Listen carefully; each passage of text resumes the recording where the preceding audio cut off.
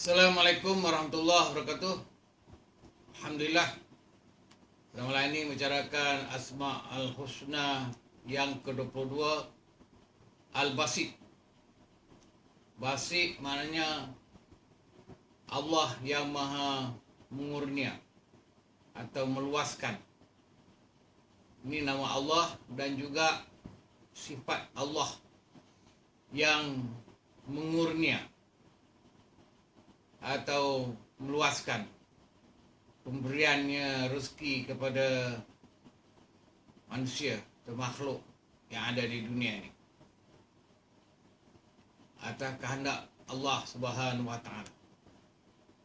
Rezeki ataupun nikmat kehidupan dunia ini adalah ketentuan Allah.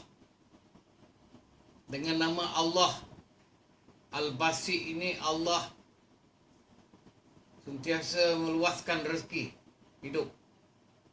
Jangan kita rasa kesempitan, susah hati nak hidup dalam dunia ni. Allah dah jamin dah setiap orang tu ada rezekinya. Kalau hidup dua orang, seorang, dua orang, dah dua rezeki. Dapat anak pula 3 rezeki. Sampai anak 10 pun ada. 15, 16 pun ada. Boleh masuk misi semua. Itu mana masing-masing rezeki. Janganlah manusia mikir rezeki ni kalau seorang hidup senang, 2 je susah. Itu ataupun dengan ada anak perempuan susah, anak lelaki senang. Itu kepahaman orang Arab Jahiliah. Orang Arab Jahiliah ni dia suka pada anak lelaki. Kalau lahir anak perempuan dia bunuh hidup-hidup. Lantaran dia menganggapkan bahawa anak perempuan ni tidak menambah rezeki, hanya nak makan je. Itu pahaman cara jahiliah. Tapi dengan datangnya Islam yang dibawa oleh Nabi Muhammad SAW, dan terdapat ayat Quran mengatakan setiap orang itu adalah memiliki pekerjaan dan Allah sedia meluaskan rezekinya, menambah rezeki. Itu janji Allah. Janganlah kita kata terlalu takut. Maknanya Tuhan dia jamin ada rezeki. Setiap orang tu ada rezeki, penambahan hidup. Dan maksud dalam rezeki ini juga maknanya boleh meninggikan ekonomi. Hidup manusia ini ada peningkatannya. Daripada bawah naik tinggi-tinggi maknanya ada penambahannya. Dan juga Allah nanti ada sifatnya Al-Khafi ini menurun. Pun kuasa Tuhan juga. Ini Tuhan nak memberi kesenangan hidup manusia. Sebab itulah manusia harus mendekatkan diri kepada Allah SWT. Kalau mengikut dalam ketentuan rezeki daripada Allah ataupun pemberian Allah ini untuk kehidupan manusia ini mengikut syariat Islam, maqasid syariah, manusia ini ada 3 peringkat. Ada peringkat yang dikatakan peringkat prima, asas untuk hidup, mula nak berkahwin. Ada sekunder, dah ada kahwin dah, ada anak, dah senang rezeki menambah daripada rumah. Dia katakan rumah teres. Dia jumpa dapat rumah yang teres yang tak ada kenalot, dia kena lalak, menaik sikit lah. Ataupun dah mula rumah banglo. Kemudian dah sampai peringkat tritra, maknanya al-kamaliyat, kesempurnaan. Dah jadi kaya. Kaya, kemudian kaya raya.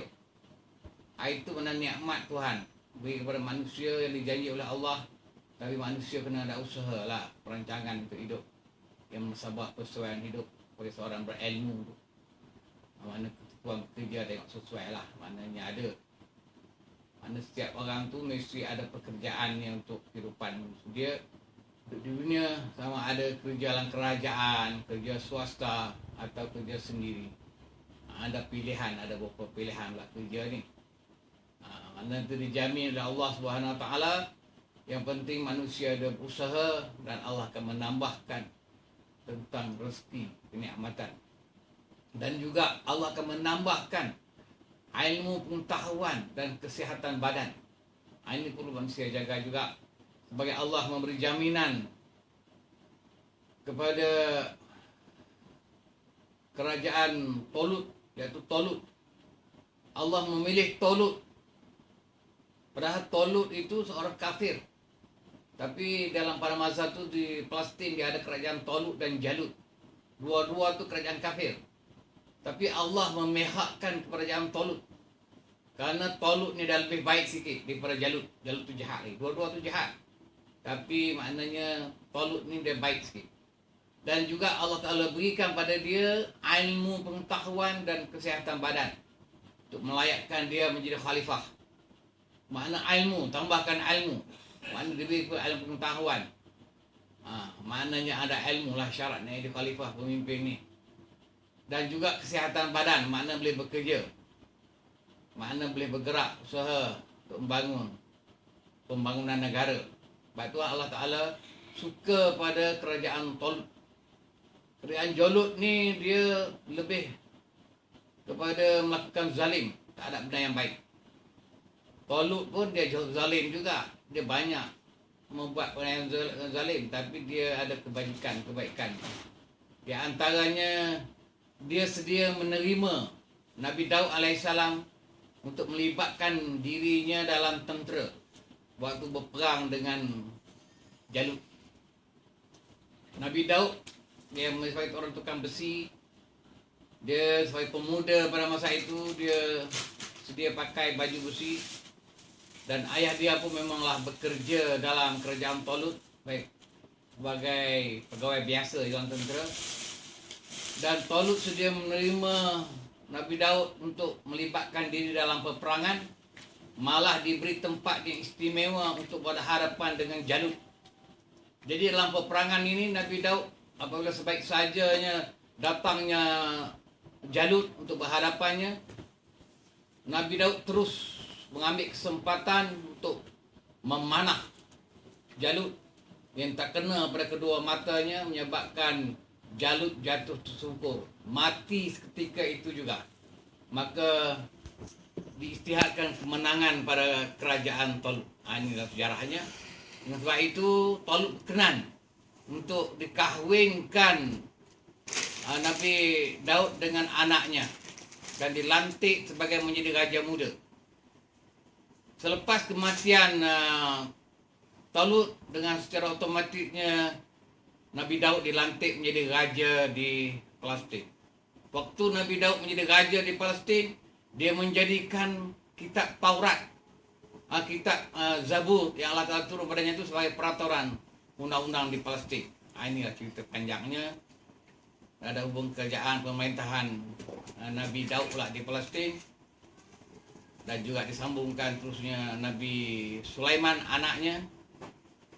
Ini dan kemajuan pembangunan yang dibangun oleh Nabi Daud dari antaranya membuat Masjidil Aqsa permulaannya dan disudah pada zaman Nabi Sulaiman.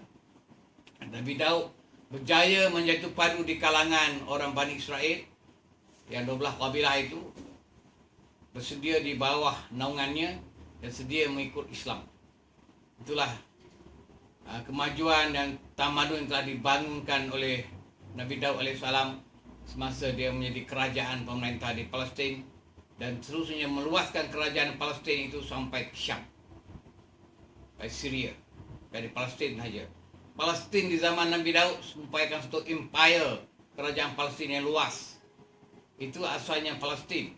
Termasuklah kalau nak dikirakan Israel yang duduk sekarang ini sebuah negara Israel, negara haram itu, yang ditubuh pada tahun 1948 itu adalah hasil daripada negeri tanah Palestin. Diambil dan dibentuk kerajaan Yahudi yang disokong oleh Inggris dan Perancis. Ini yang menyebabkan bentuknya negara Israel yang haram. Sebenarnya negara Palestin keseluruhan, negara Israel itu semuanya semua negara Palestin. Dan malah diluaskan kuasanya sampai ke Syria. Wabillahi taufiq wal hidayah. Assalamualaikum warahmatullahi wabarakatuh.